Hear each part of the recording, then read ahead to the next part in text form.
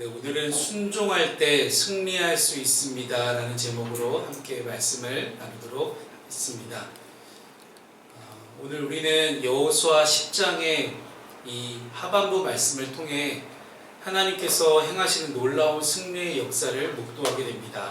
오늘 본문은 여호수아가 아모리 다섯 왕과의 전쟁에서 승리한 이후에 가나안 남부 지역을 철저하게 점령해 나가는 그런 과정을 자세하게 기록하고 있습니다.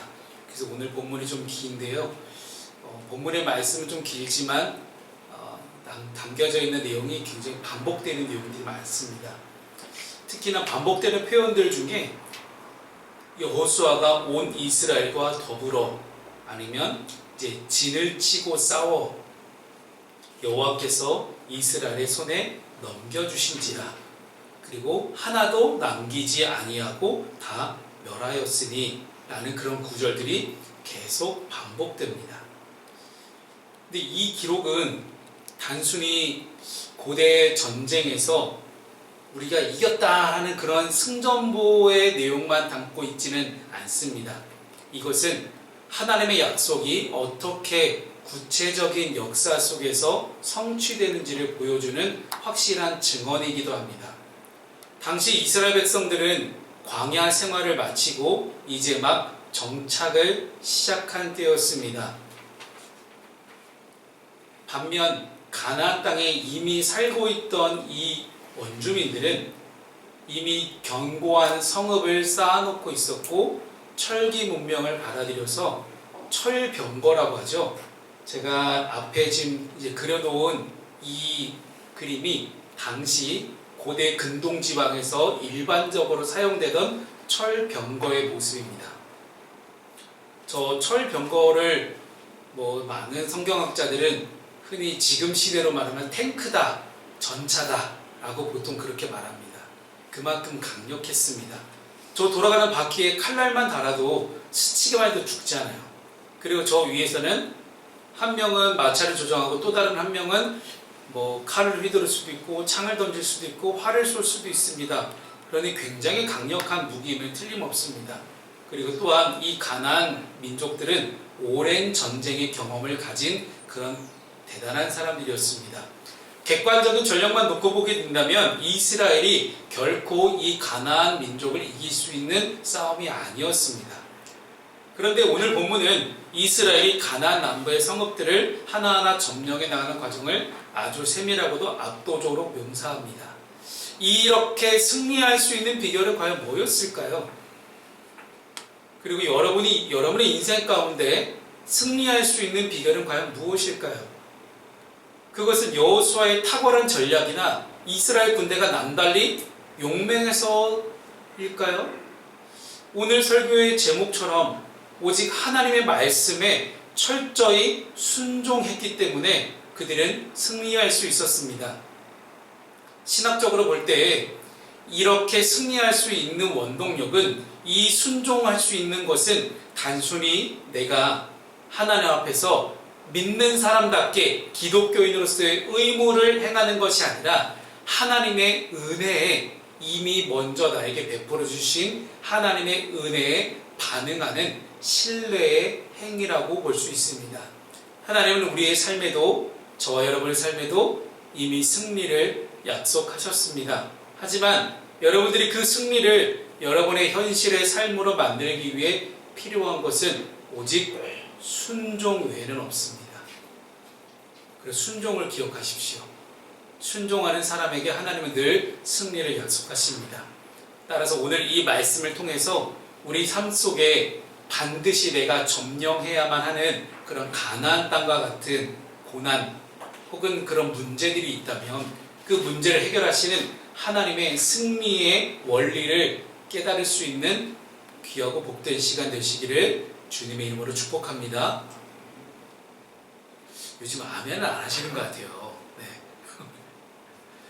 제가 우리 요한에게 아멘을 계속해서 이 정도면 강요겠네요. 네. 강요하는 이유 중에 하나가 딴 생각하지 말라는 거예요. 왜냐면 저도 예전에 어렸을 때 청년 시기에 앞에서 목사님 설교 듣다 보면 머릿속에 자꾸 딴 생각하고 있거든요. 그래서 딴 생각하지 말라고 아멘 하라고 하는 겁니다. 자, 함께 우리 첫 번째 말씀 보겠습니다. 오늘 본문의 말씀을 통해서 우리가 알 수 있는 중요한 원리 첫 번째는 철저한 순종만이 우리에게 온전한 승리를 가져다 줄 수 있습니다. 오늘 본문이 28절 말씀을 다 함께 읽어보도록 하겠습니다. 시작. 그날에 여호수아가 막게다를 취하고 칼날로 그 성읍과 왕을 쳐서 그 성읍과 그 중에 있는 모든 사람을 진멸하여 바치고 한 사람도 남기지 아니하였으니 막게다 왕에게 행한 것이 여리고 왕에게 행한 것과 같았더라. 아멘. 자, 여호수아는 막게다를 시작해서 림나, 라기스, 에글론, 헤브론, 드빌에 이르기까지 가나안 남부의 주요 거점들을 차례대로 정복합니다. 이 오늘 방금 읽었던 28절부터 39절까지 반복되는 문구 중에 가장 인상 깊은 구절이 뭐냐면 그 성읍과 그 왕을 쳐서 진멸하여 그 안에 있는 모든 사람을 진멸하고 한 사람도 남기지 아니하였으니 라는 말씀입니다. 인간적인 시선을 보면 굉장히 가혹해 보입니다. 실제로 제가 이제 여러분 저희 톡방에 저희 교회 톡방에다가 매주 오늘 본문의 말씀을 요약해서 이제 1분이 조금 넘는 분량의 동영상을 제가 AI로 제작해서 매번 여러분께 공유해드리고 있잖아요. 그래서 그 동영상만 보고 오셔도 오늘 본문의 내용이 대충 어떤 내용인지 쉽게 아마 이해하실 수 있을 것입니다. 그런데 오늘 본문의 말씀을 가지고 만들었던 이 영상에 댓글이 달린 거예요. 그래서 이상하다. 우리 댓글 잘 안 달리는데 구독자도 몇 명 없는 우리 교회 계정에 왜 갑자기 댓글이 달리지 하고 봤어요. 무슨 댓글이냐면 그렇게 사람 죽이는 게 하나님이냐? 이게 선하신 하나님이냐? 라는 그 댓글이에요. 이런 거에는 이제 반응을 하지 않는 게 사실 최선의 선택이긴 합니다만은 어쨌든 성경에 나와 있는 수많은 과정들을 보게 되면 굉장히 잔인한 하나님의 습성을 좀 우리가 보여지긴 해요. 그런데 우리가 이것을 인간적인 시선으로만 보면 그럴 수 있겠습니다만은 분명한 것은요, 하나님께서 가나안 땅을 지금 이 시점에 정복해야 하는 이유에 대해서 성경은 우리에게 분명하게 말씀합니다. 가나안 거류민들의 죄악이 이제 끝까지 다 찼다라는 거예요. 물론 이 기준은 가나안 민족에게만 적용되지 않습니다. 북이스라엘과 남유다로 갈라졌을 때 하나님께서 아수르와 바벨론을 시켜서 이 두 나라를 망하게 하신 것도 이스라엘과 남유다의 죄악이 너무나 넘쳤기 때문이에요. 그래서 하나님은 세상 권세, 세상 권력을 사용하셔서도 이스라엘 민족을 무너뜨리고 심판하시고 싹 다 예루살렘을 진멸하실 그런 하나님이십니다. 하나님의 기준은 똑같습니다. 죄인과 하나님의 뜻에 순종하는 사람, 이 두 양분되는 이 기준 앞에서 하나님이 원하시는 단 한 가지예요. 하나님 말씀에 순종하느냐? 그러면 너희가 복되고 장수하리라. 하나님 말씀에 순종하지 않습니까? 그렇다면 그 죄악이 끝까지 찼을 때 하나님이 심판하신다라는 거예요. 근데 바로 심판하지 않습니다. 여기에 또 하나님의 긍휼하심이 담겨 있죠. 아무리 죄를 많이 지었다고 해서 하나님이 당장에 심판하지 않으십니다. 감사하게 여기십시오. 지금 당장 내가 죽지 않는다는 것을. 하나님을 기다리시는 분이세요. 인내의 하나님이시고 긍휼의 하나님이셔서 우리가 죄를 아무리 많이 지어도 하나님은 기다리십니다. 무엇을요? 내가 회개하고 하나님께 돌아오기까지 기다리고 계십니다.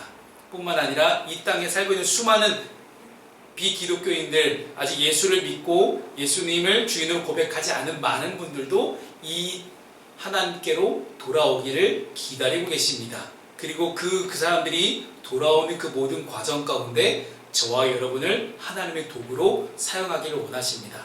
자, 오늘의 본문으로 다시 돌아오겠습니다. 인간적인 관점으로 보면 굉장히 진멸하다라는 것이 가혹하게 보일 수 있어요. 하나도 남기지 않고 싹 없애버리는 거거든요. 근데 여기에 헬라어 헤렘이라는 단어를 저는 꼭 여러분께 소개하고 싶었습니다.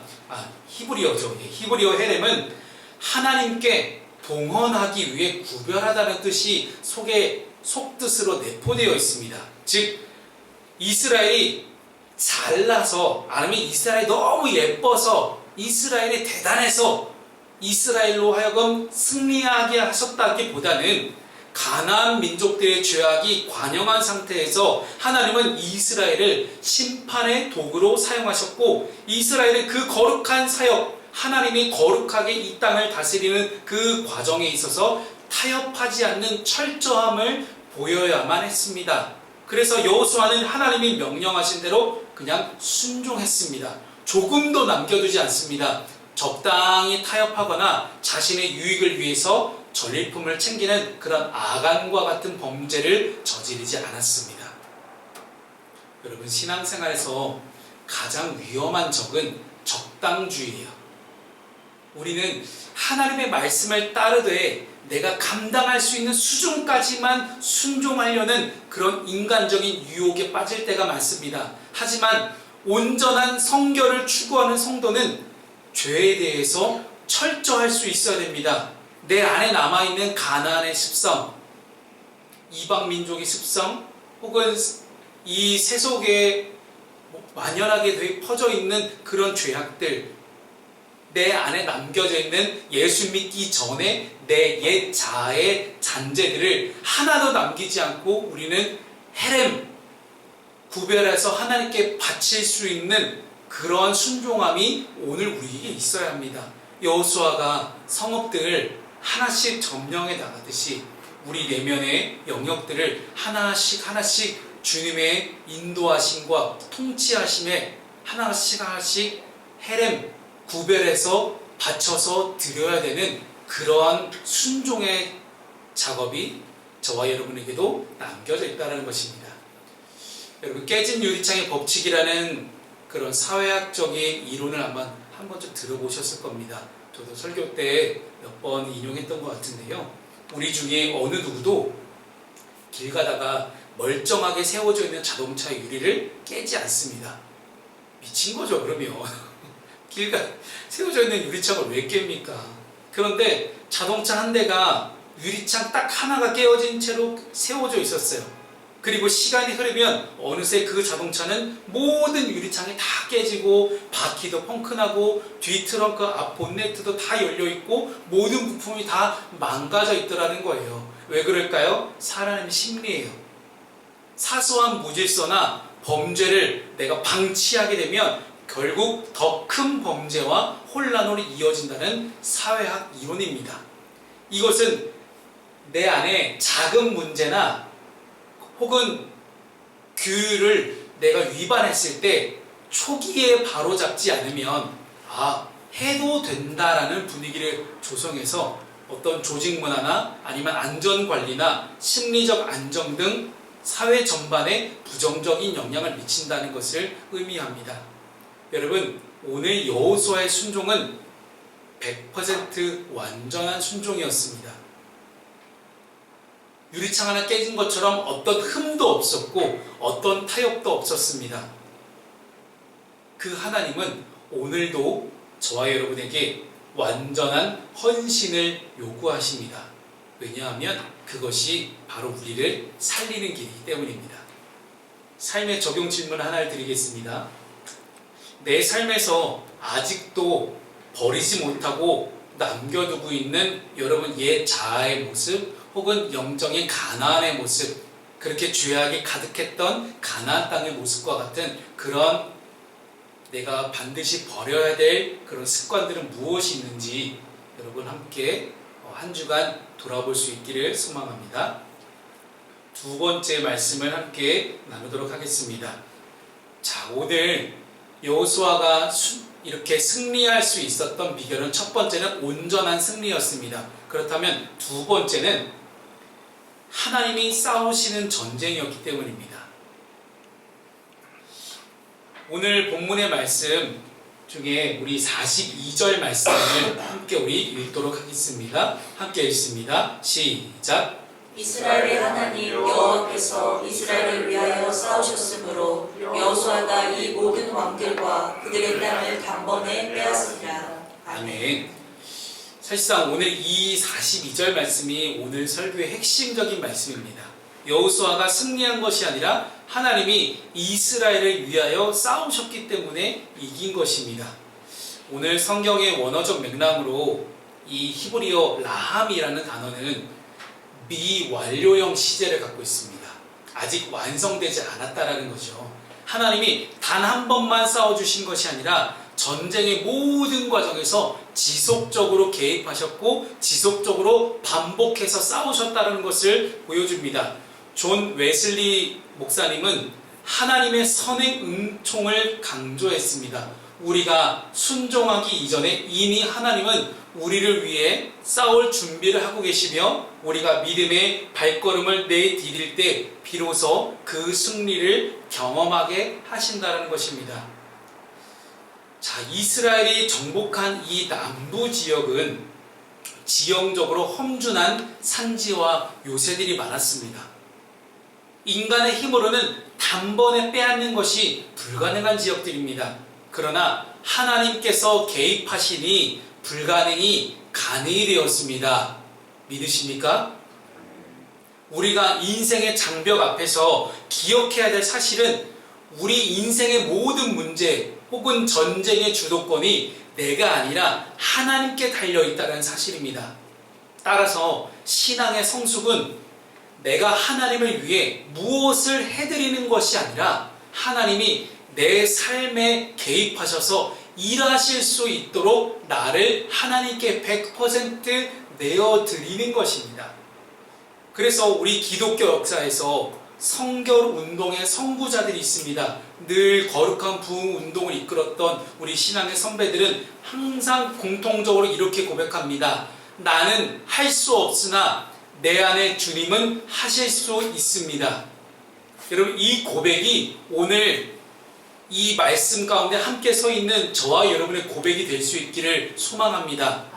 내 힘으로 죄를 이기려 하면 100점 100패입니다. 그 어느 누구도 우리는 죄를 이길 수 없다라는 사실을 이 시간 함께 우리 인정했으면 좋겠습니다. 그러나 나를 위해 싸우시는 그 주님을 신뢰하고 그 주님의 인도하심에 나의 모든 것을 맡길 때 심지어 죄를 이기고 싶어하는 죄를 어떻게든 꺾어보려고 하는 내 안에 있는 내 자아까지도 온전히 내려놓을 때 우리는 비로소 승리의 자리에 서게 됩니다. 여러분을 괴롭히는 문제, 도저히 무너지지 않을 것 같았던 그 여리고성과 같은 그런 많은 어려운 상황들이 있습니까? 그렇다면 오늘 본문의 42절 말씀을 믿으시기 바랍니다. 하나님께서 내 삶 가운데 들어오셔서 나를 위해 나를 대신해서 싸우고 계시는구나 라는 그런 분명한 믿음이 여러분 안에도 있기를 소망합니다. 그래서 이 모든 신앙의 원리를 여러분 모든 삶의 모든 문제 가운데서 여러분 모든 어려움과 고난의 상황 가운데 일일이 다 적용해 볼 수 있기를 소망합니다. 그럼에도 불구하고 왜 내 삶은 늘 끊임없이 힘들고 어렵지? 왜 나는 이 끊임없는 문제 가운데 나는 왜 이렇게 계속해서 고민하며 살아가야 되는가? 라는 그런 질문을 던질 수 있습니다. 여러분, 그럴 때는요, 내가 하려고 해서 그렇습니다. 내 힘으로 하려고 해서.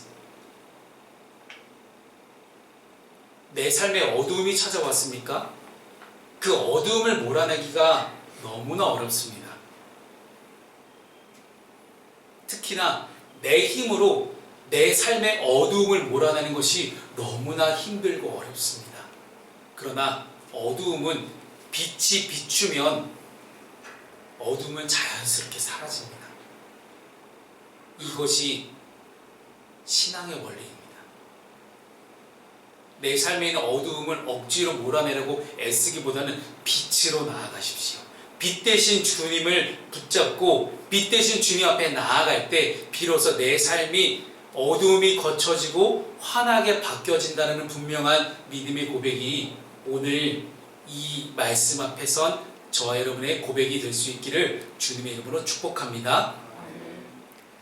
삶의 적용 질문 두 번째 질문을 드립니다. 현재 내 힘으로 해결하려고 애쓰는 문제가 있습니까? 그 문제를 하나님께 온전히 맡겨드렸는지 여러분 자신 한번 돌아볼 수 있기를 소망합니다. 자, 마지막 세 번째 말씀 보겠습니다. 우리가 돌아갈 수 있는 돌아갈 곳 하나님의 품 외에는 없습니다. 오늘 본문의 마지막 구절의 43절은 이렇게 끝을 맺습니다. 여호수아가 온 이스라엘과 더불어 길갈 진영으로 돌아왔더라. 전쟁에서 승리한 후에 여호수아의 백성들이 향한 곳은 그 땅에서 우리 수많은 모든 것을 다 진멸했으면 우리가 여기서 승리자로 승리를 만끽하며 함께 있어보자가 아니었어요. 내가 승리한 그 자리에서 나를 어떻게든 높이려고 하는 그런 과정이 아니라 길갈로 돌아갑니다. 이 길갈이라는 지명은 이스라엘 백성들이 요단강을 건너자마자 12개의 돌을 가져와 쌓아서 하나님의 구원하심을 기념했던 장소, 그 장소가 바로 길갈입니다. 그래서 언약궤를 메고 있던 제사장들이 요단강에 서 있을 때는 요단강 물이 흐르지 않았잖아요. 그래서 그 언약궤가 서 있던 제사장들의 발 밑에 있던 그 돌들을 가져다가 12개의 돌들을 가져다가 탑을 쌓고 여기서 하나님이 우리를 구원하시고 인도하셨다라는 분명한 고백을 했던 그 장소가 바로 길갈입니다. 이후로도 이스라엘 백성들의 계속해서 정치, 종교 중심지가 되었던 곳이 바로 길갈이라는 곳이었어요. 그래서 다윗이 예루살렘을 수도로 하기 전까지 굉장히 많은 일들이 길갈 중심으로 벌어졌고 사무엘 선지자도 길갈에서 많은 활동을 했습니다. 근데 그 길갈로 다시 돌아왔고 분명한 것은요, 처음으로 이스라엘 백성들이 가나안 땅에 도착해서 할례를 행하며 언약 백성임을 다시 확인했던 장소, 그 장소가 바로 길갈입니다. 즉 하나님의 구원하심, 인도하심, 보호하심, 약속하심, 언약의 분명한 증거가 되는 하나님의 임재의 장소가 바로 길갈이었다는 거예요. 여러분, 전쟁에서 이긴 후에 사람들은 교만해지기 쉽습니다. 그리고 성공의 도취감에 빠져서 하나님을 잊어버리기 쉽습니다. 그러나 여호수아는 그 승리의 순간마다 다시 길갈로 돌아갔습니다. 이것은 초심으로 돌아가는 것이며 하나님의 은혜를 재확인하는 그런 과정으로 볼 수 있습니다. 여러분, 구원은 한 번의 성취 혹은 한 번의 그 감격적인 예배로 끝나는 것이 아니라 우리가 일상을 살아가는 동안 월화수목금토 이 일상 속에서 매 순간마다 주님과의 관계 안에 머무는 그런 동적인 상태를 의미합니다. 그래서 이 구원의 과정은 한 번의 완료로 끝나는 그런 작업이 아니라 매일매일 우리의 삶 속에 진행형으로 이루어져야 되는 것이 바로 구원의 과정입니다. 따라서 승리한 후에 우리는 다시 예배의 자리로, 은혜의 자리로 돌아가서 내가 어떻게 승리할 수 있었는지, 내가 어떻게 성공할 수 있었는지를 하나님과 함께 나누며 하나님께 영광을 돌리는 것이 진정한 신앙의 실력입니다. 우리의 삶도 마찬가지입니다. 직장에서 승진했을 때 혹은 사업이 잘 되었을 때, 내 자녀가 잘 되었을 때 우리는 어디로 가야 할까요? 길갈로 돌아가야 합니다. 거기서 우리는 이렇게 고백할 수 있어야 됩니다. 이 모든 것이 하나님의 은혜였습니다 라고 고백하며 무릎 꿇는 자리가 바로 길갈입니다. 그렇게 길갈로 돌아가는 겸손이 있을 때 우리는 또 다음 전쟁, 또 다음에 어떠한 고난과 역경과 문제가 다가와도 승리할 수 있다는 것입니다. 그래서 오늘 본문의 마지막 구절인 이 43절의 이 짧은 문장은 이스라엘이 어떻게 그 수많은 가나안 정복 전쟁을 치렀어도 지치지 않고 계속해서 이 전쟁을 수행할 수 있었는지를 보여주는 영적 재충전의 비결입니다. 그래서 오늘 우리가 함께 모여 이렇게 주일 오전 11시 예배를 드리는 것은 단순히 내가 귀찮으면 안 와도 되고 아니 와도 되는 그러한 수준이 아니라 내가 월화수목금토 일상을 살아가는 동안 힘들고 어려웠던 문제들이 있었다면 그 문제를 하나님께 아뢰며 하나님께 도움을 요청하고 하나님의 뜻을 구하는 자리가 될 것이고, 내 인생에 다양한 승리와 성공의 순간들이 있었다면 이것을 하나님과 함께 나누며 이 모든 것이 하나님의 은혜 덕분입니다 라고 고백할 수 있는 그런 승리의 소감을 함께 나눌 수 있는 하나님과의 교제의 자리이며, 또다시 일주일을 시작하는 이 순간 속에서 어떻게 하면 내가 힘을 내서 이 땅을 살아갈 수 있을지 하나님께서 나에게 에너지를 충전해 주시는 그러한 순간이라고 여러분 볼 수 있습니다. 사랑하는 성도 여러분, 승리는 목적지가 아닙니다. 승리는 하나님과 동행하던 중에 과정 중에 주어지는 열매에 불과합니다. 우리가 매일매일 영적 전쟁을 치르고 다시 주님의 품인 길갈로 돌아와야 됩니다. 월화수목금토 어떻게 살아가셨는지 모르겠지만 우리는 다시 이 예배의 자리로 모였습니다. 그리고 이곳에서 주시는 하나님의 위로와 하나님의 평안을 우리는 누려야 합니다. 그럴 때 우리는 가나안 땅 전체를 기업으로 받는 그러한 이스라엘 백성과 같은 그런 엄청난 세상이 감당할 수 없는 놀라운 축복을 누리게 될 것입니다. 세 번째 적용 질문을 드립니다. 여러분, 승리나 성공의 순간에 내가 가장 먼저 찾아가는 내 마음속의 길갈은 어디입니까? 그곳이 하나님의 품이 될 수 있기를 소망합니다. 마지막으로 말씀을 정리하겠습니다. 오늘 본문은 여호수아가 하나님의 말씀에 철저하게 순종해서 가나안 남부 지역을 정복하는 장엄한 기록을 담고 있습니다. 이 여호수아의 승리는 장차 오실 참된 여호수아이신 예수 그리스도의 승리를 예표합니다. 예수님은 하나님의 뜻에 죽기까지 순종하셨습니다. 그리고 사단과 사망의 거세를 진멸하셨습니다. 여호수아가 이 성읍들을 한 번에 빼앗았듯이 예수님께서도 십자가에서 다 이루었다 선포하심으로 우리에게 단번에 영원한 승리를 약속하셨습니다. 자, 이제 우리는 이 승리를 믿음으로 취하기만 하면 됩니다. 순종은 너무 힘든데 하는 그런 고역이 아니라, 이미 내가 이긴 전쟁이 아니라 하나님께서 이미 내 삶 속에 이긴 그 전쟁을 확인하러 가는 발걸음입니다. 하나님이 우리를 위하여 싸우고 계십니다. 믿으십니까? 우리가 할 일은 나를 대신해 싸우시는 그분을 신뢰하고 내 안에 있는 죄악들을 단호하게 몰아내며 날마다 은혜의 길갈로 돌아가는 것입니다.